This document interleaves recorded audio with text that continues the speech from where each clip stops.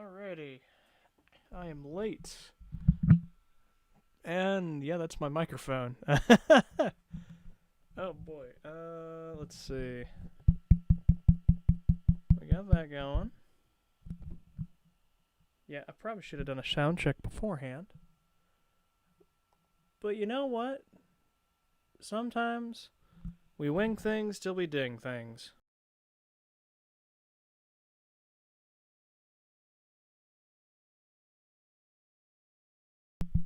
That's supposed to be doing the scream thing.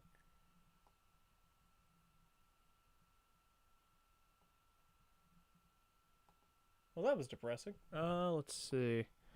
Ableton? Will Ableton be playing today?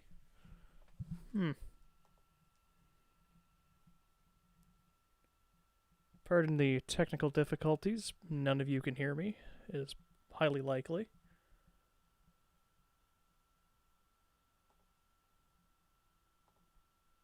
There we go.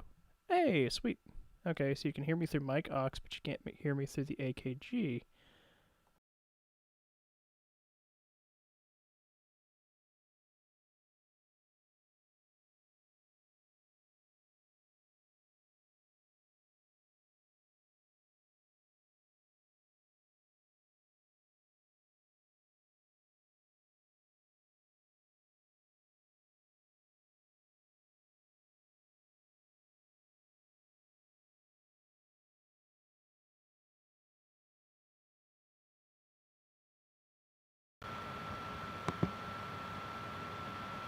There you are. Okay, sweet. Got a microphone. Alright.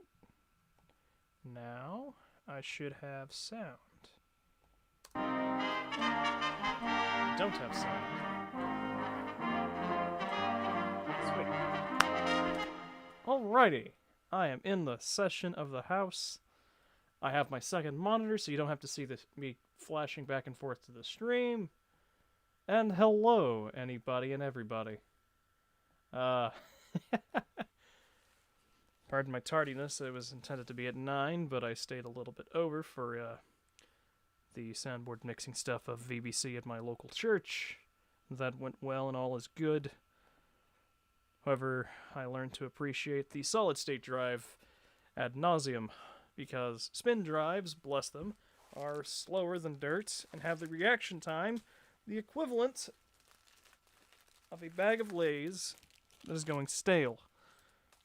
Takes a while, but, you know, it eventually happens, and all that jazz. So, today, we have the USSR anthem, arranged for my 20 to 30 some odd trombones. I did of which on a bunch of cool PDFs. If I could find my PDF real quick, I'd show you. So, would be in this guy.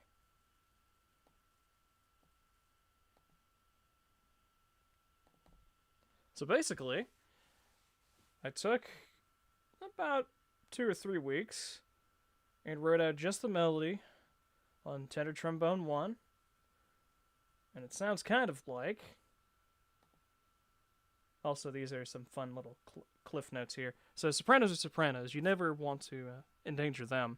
Altos are also altoids because altoids are great. 11ers is because they're better than tenors, but they're a little bit worse than 9ers. Unless you're talking about the 49ers, which I don't really know a lot of football, but yeah. But that's the melody.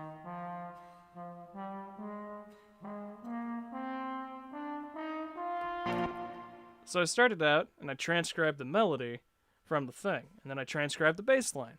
And everything else has been improv after the fact and stuff.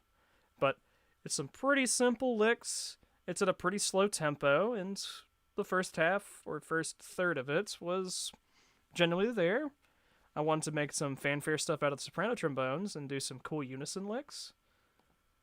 Because who doesn't like unison licks? So let me get that there in the...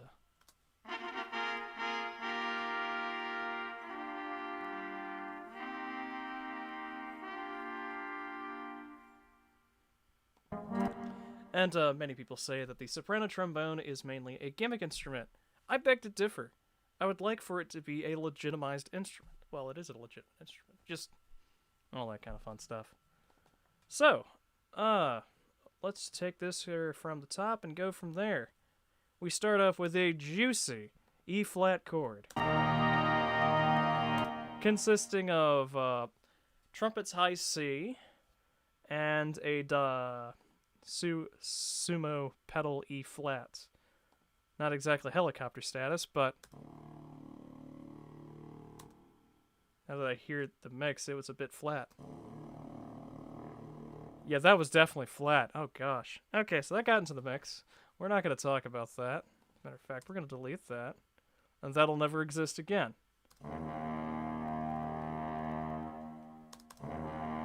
So you got this good old beefy pedal E-flat, and pedal and a half E-flat for that one guy low down there. We can solo out the basses, and it sounds like some real juicy chord there. Basically, the outline of it, I have 10 bass trombones, 9, not counting the one guy who was really flat, that I did not catch. And I can point at the screen, but you don't see where I'm pointing, so that's slightly depressing. Oh, yeah, I've got my cursor. But yeah, that's what that guy sounds like. Then we got our 11ers. They don't partake in the chord, even though that is my strongest of the trombone instruments. Then we got the altoids. They've got some nicely structured chords here. Pretty well in tune. Not the greatest of tuning, but they're pretty much there.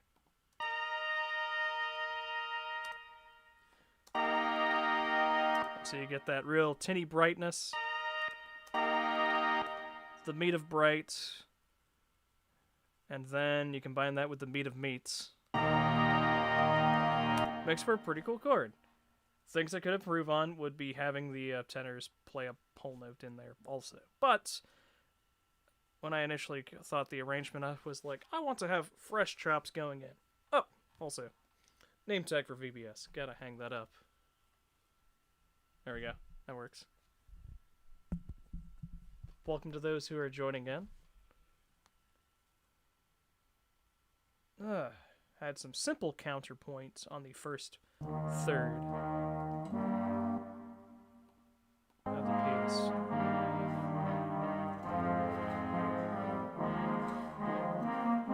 So, I learned a new plugin with this project.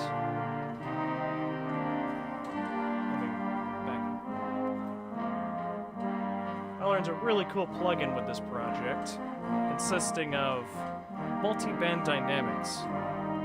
Now, I presume multi-band dynamics deals with, and I'm losing trouble hearing myself here, it deals with dynamics of a certain frequency, I presume. And this thing says it's very mids heavy, so I brought it out some of the mids, so you have a bit more of the ballsy sound of between 100 and 500 hertz, and the little tinny part where the overtones speak of whichever instruments are bright. Also, I thought there were way too many mids in this, so I scooped a lot of the mids out. Because technically, with the trombones, a lot of the mid-register comes out of each of the instruments. I sound like a tenor on my bass trombone because I play tenor. I sound like a tenor on my alto trombone because I play more tenor. And how I arranged this really made me find the weakness of myself. Because I played the melody from 6 tenor horns, and then when the altos play, it's the weaker of my horns because it's a transposing instrument, and I leave out my stronger pieces for some reason. Also, I didn't want to make this a boring part for everybody. I'm sorry, tenors, but that's just how it works.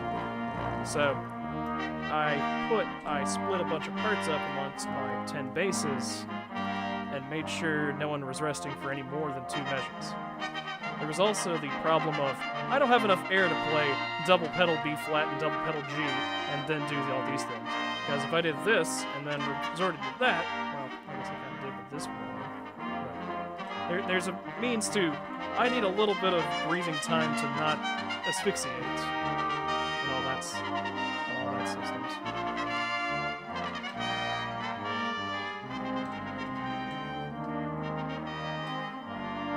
So we're about 42 pages ahead of where I'm looking at for the PDF stuff. So the first... I took this in basically 3 chunks, as the regular song did. So I did the legitimate version, then I had an alto feature with a few jumpy bits with the trumpets. I'd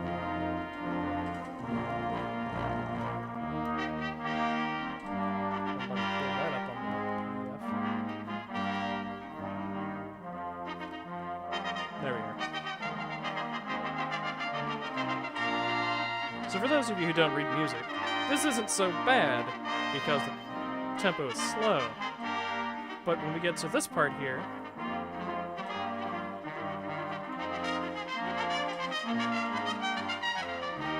the idea of this measure here was to have a bunch of arpeggios play at once. But to have one person play all those arpeggios is really demanding, and you shouldn't demand that of musicians unless they are complete virtuosos.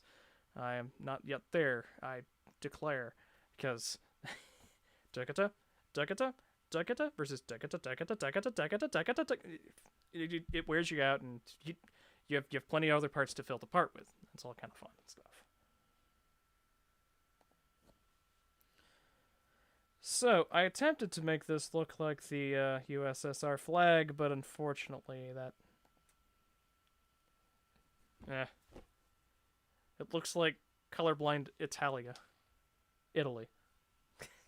Colorblind Italy, there we go. Because people are red, green. Yeah, no, that's just... I'll save jokes on myself for later. So now that you've seen a little bit of the scoring properties, time to go through all the plugins and stuff. So I've already gone through multiband dynamics. I kind of not learned what this actually does, but made it work with the system because with it, without it,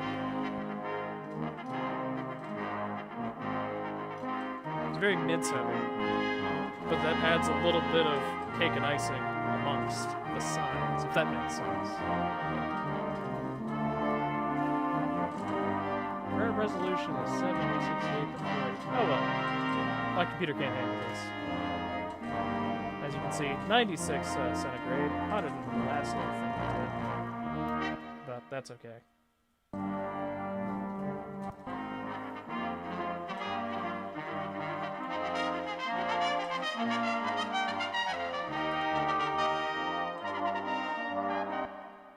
So, you can hear the trumpets are not as present without the EQing.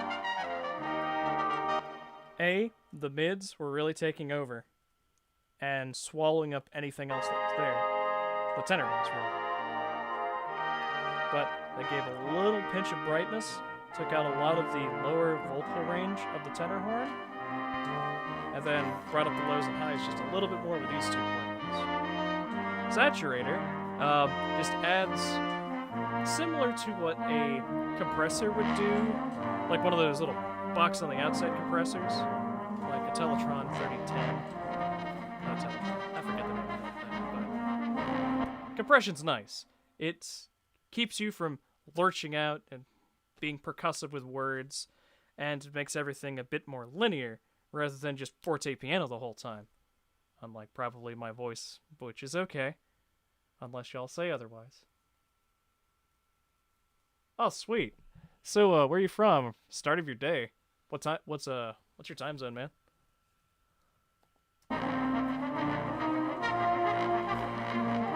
Because without the saturator, it doesn't bite as well. I'd have plenty of bite on the bass trombones, but the rest of it doesn't seem like it bites as well. So, having a saturator along with it is just a little bit of something else. Alright, ozone. I do not recommend using the line heavily on this device, but ozone agreed. I had way too many mids on the device there.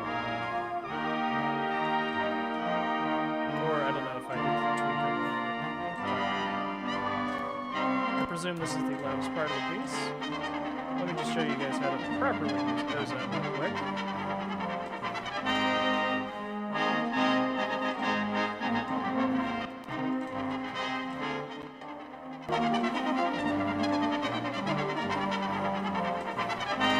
So it listens to your device, gives you the thing, then you go from there. I like a little bit more dynamic, so I bring my threshold back up a bit. And I'd like to bring my ceiling too close to the top. Some people will peak it.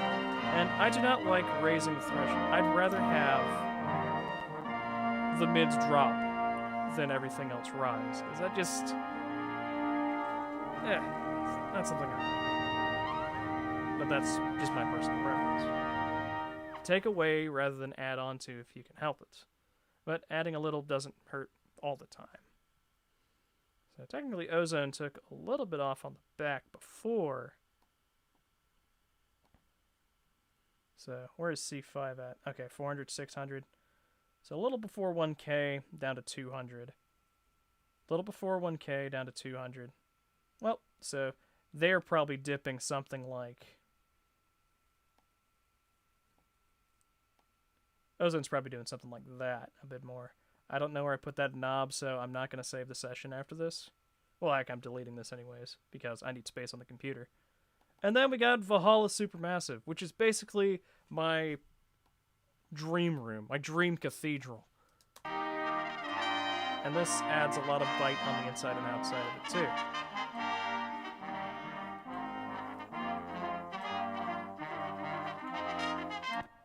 Sounds pretty dry, in my opinion.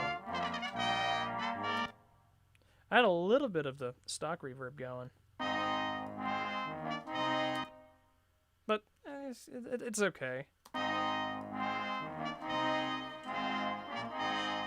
Sounds like you're playing in a recital hall. And one thing... Oh, I had the mod right up at that time. But that kind of... makes it to where it's not just a slapback delay. And screenshot that if you want. That's a nice little preset. I probably need to screenshot that myself. Just so I know how to work back my knobs when I need to. And last but not least, we have a limiter on the end. I didn't know what was slamming and what wasn't, so this is basically a failsafe to keep me from peaking everything. Because I already have a saturator out there and I'm trying to drive a little bit of the piece, if it slams into the limiter, it drives a bit, it feels a bit more crunchy. USSR anthem meets punk rock. All that stuff. 10 a.m. Bro. It is 9:30 p.m. where I'm at. So you're somewhere in Europe. Nice to know. Oh, anyway, sorry, I got off track there. Limiter, yeah, adding punk rock to orchestral stuff is always great, especially with my friend Seth. He knows punk rock better than me. So, individual guys, I have a little bit of compression because my bass is very dynamically inconsistent. Oh, and the recording technique I used. So, I used a... You probably didn't hear that sentence. I used a...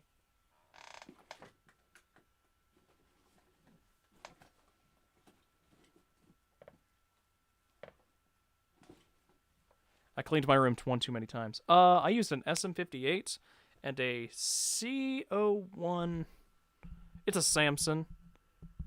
A CO1S studio condenser, I think. I put tape over the little light so it doesn't blind me when I'm viewing on the thing. But, basically, I sat literally here. I had the CSO1 probably above me and a bit to the right, off-center. And I had an SM58 about 6 feet that way, socially distanced, of course. And it took a lot of the proximity effect out of it. This initial condenser microphone is not as sensitive, probably because it's shot, and I just don't know it. because I've never had a fresh one. I got this for like $20 at a thrift store after I went to a Auburn leadership camp or something. It was a really cool time. Also, I got the RDS 900 delay rack. Both, I think, for like $40 or $50 or something. It's basically a steal after fixing them up. But this microphone took a lot of the edge, and I hooked up the SM58 on the right channel and the CSO on the left channel.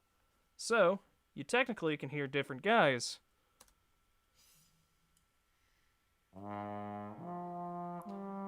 Let me take off all the effects so you can hear this dry, because not enough people let you hear the dry thing for what it is. Bass compressor off. I don't know if that's audible to everybody. My meter says it's not. Let me pull her up a bit.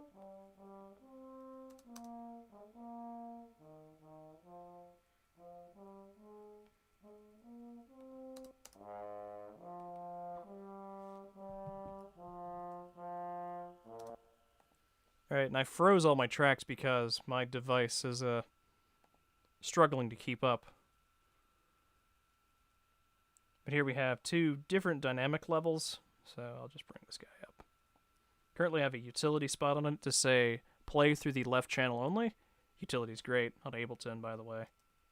But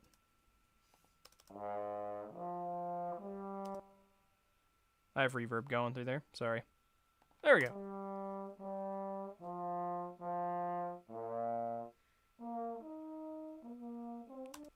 So that's the left channel.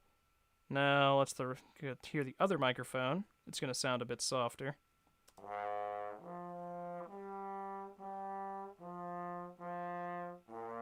I don't remember which is which, but I know the SM58 picked up more low end, so I'm presuming the left channel was the SM58. And this caught a lot of the edge. It was really good with the soprano trombones, not so good with the bass, because I needed more fundamental and lower frequency stuff, because that's where that instrument was going to be heard at and stuff. But if you ever want to A-B compare something, get your little mixer board, separate your channels, and if you only have a stereo out, hard pan left, hard pan right, you technically have two channels, and you can A-B compare it if you put them side by side. For this instance, it was not side by side. The CSO one was to my right, indirect, about a foot off, and the SM58 was about 6 feet back. Overall, it captured a little bit of the room. I've got a little bit of soundproofing via all the little sketches and stuff I've made for the thumbnails of my originals or covers and stuff. As you can see, proud for the number 2 there. But, oh no, where did I put that? Anyways, moving along. Probably not going to find this balanced back again. If I could, I would duplicate all these tracks, invert to where left channel is right channel, just so I'd have a center of everything. But hardware users can't be choosers these days. Now let me get my balance back so I don't completely blow y'all's ears out while speaking over the music. Oh, fun little editing tools. When you're like me and you have white boy rhythm, sometimes it takes a lot of takes to get things right. Other times, you play a note just like slightly off and you can't stand that you flammed it. So for instance here, let's get these two tracks going.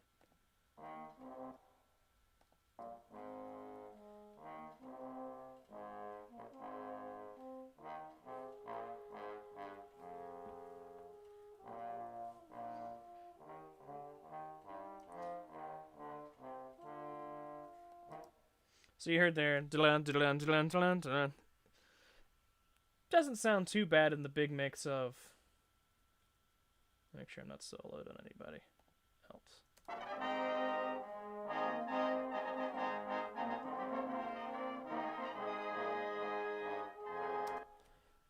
Combine that with some absolutely killer balancing and a decent reverb, and you've got yourself covered. Sorry, I probably blew some of y'all's ears out there. I'll try to balance it better next time.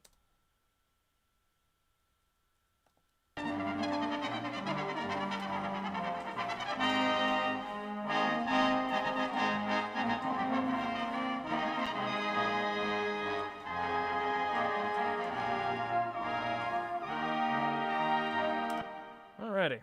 And you get a more royal out sound. And for the sake of attempting, and as I mentioned, minor tweaks to get things lined up together, soprano trombones were no exception to that rule. So initially, sometimes I have to take this measure by measure, especially near the beginning. I took that by only the chunks we played at, sometimes with multiple takes. But for instance here, this guy, if you can hear his rhythm, and I'll play him with a second guy here, just so you can hear him. That's probably really quiet. I just need to slap a big compressor on the master channel, just so everything goes to like -15 or something. Now let's unfreeze him. Now we look at our other rhythm. Very flammed, very untight, as it were. But at some point I was having to deal with hardware issues of, how would you say, every 15 or so tracks I put on this thing, I gained about 5 milliseconds of latency on the recording. At one point, I had to change the buffer size because I was getting crackling as I was starting and stopping the project. And at some point, I just had to give up on trying to keep everything in one type of sync. Initially, when I started recording and I had the MIDI track going, also thank you MuseCore for letting me export my MIDI track to myself. Sounds like absolute hot garbage, the MIDI. I hate it. But it kept me in line. But what was cool was, as I was recording it, I said, I'm not going to touch the timing until after I've recorded every part. I turn on, when the MIDI's on and the whole thing was playing, everything was shifted right. So they'd play and I'd play like a dotted eighth note later. For some it'd be an eighth note and some would be a whole quarter note ahead. So you'd get this completely out of phase garbage. But when you turn off the MIDI, or you turn off the MIDI track, and then you play just like one group of 15, suddenly they're all in sync. And I forget which kind of I had to do, but I kind of just pushed everything back and then cropped and slowly made things more in time and better sounding, because, I mean, you'd want to have better sounding stuff. I wouldn't see why not.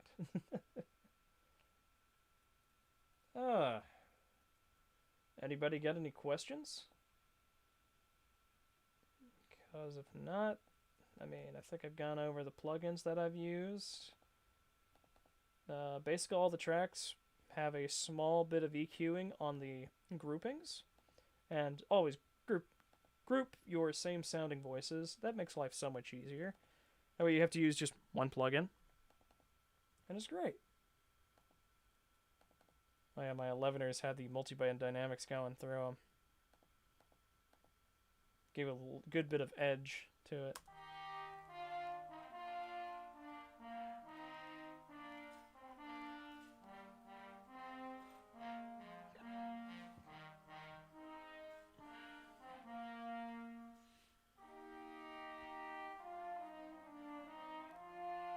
Yeah. That's not bad, I'd say. Compared to, because it's very in the box heavy sounding, kind of like that. The multiband dynamics takes out your mid-range, boosts your highs and lows, and you get a clearer sound per se.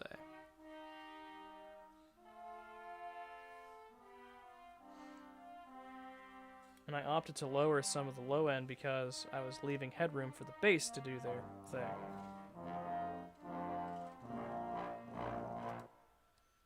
I will say, impossible notes of my arrangement, at least for me,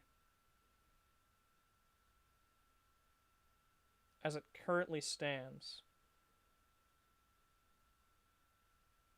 Let me find the arrangement. There we are. That is definitely an impossible note on a, at least for me, on a bass trombone. That is a double pedal E flat. That don't exist on the horn. You get that's a helicopter. Lowest pipe of the organ hurts stuff. But that high double C for you trumpeters, that was real.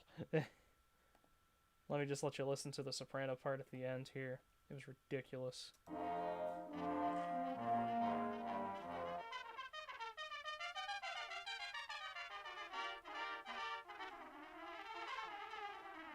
That was a lick.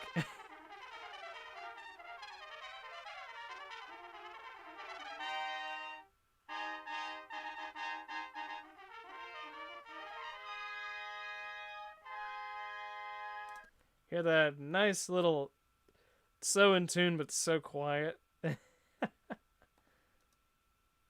Oh boy.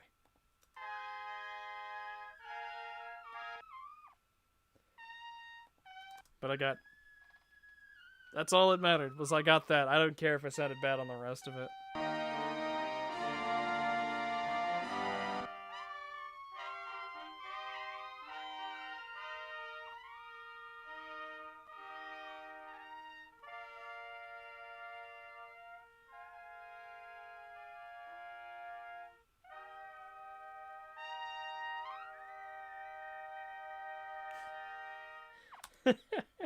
That high C hurt.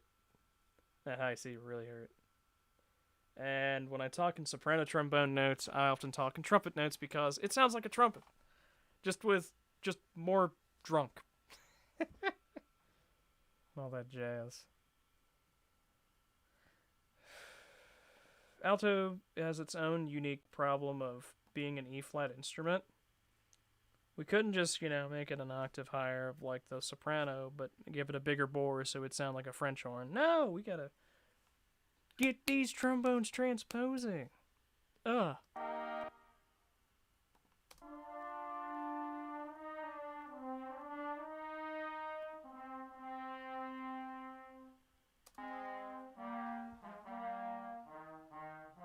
And you can hear in there's a bit of impurity of tuning.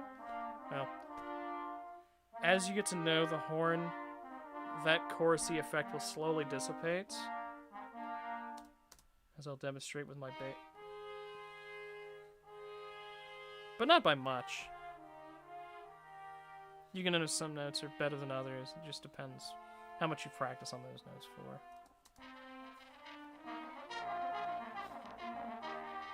That was a lick specifically designed for the E-flat alto trombone. Absolutely fun lick. It's just like 1, 2, 3, 4, 2, 3, 1, 2, 3, 4. It's very linear.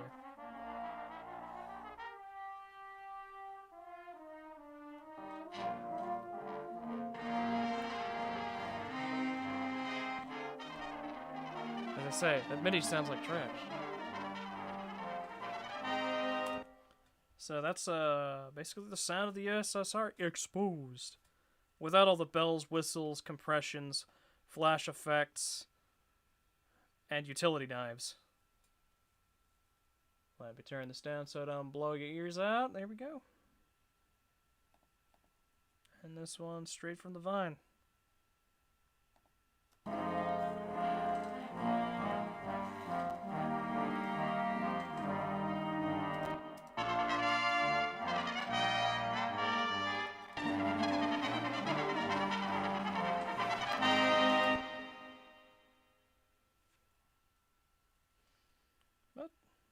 That about covers it. From here, I guess I'm going to delete this track and allocate this 15 gigabytes of memory post this project. And this is just kind of here so I can solidify to say, hey, this is what I did with this. And if you learned anything from this, I hope you enjoy it. Anything else? I'll catch y'all in the meantime to sit here and say hi. But thanks for watching. Hope you learned a few things about mixing and mastering, or if you liked the inside parts of that. And I'll see you soon.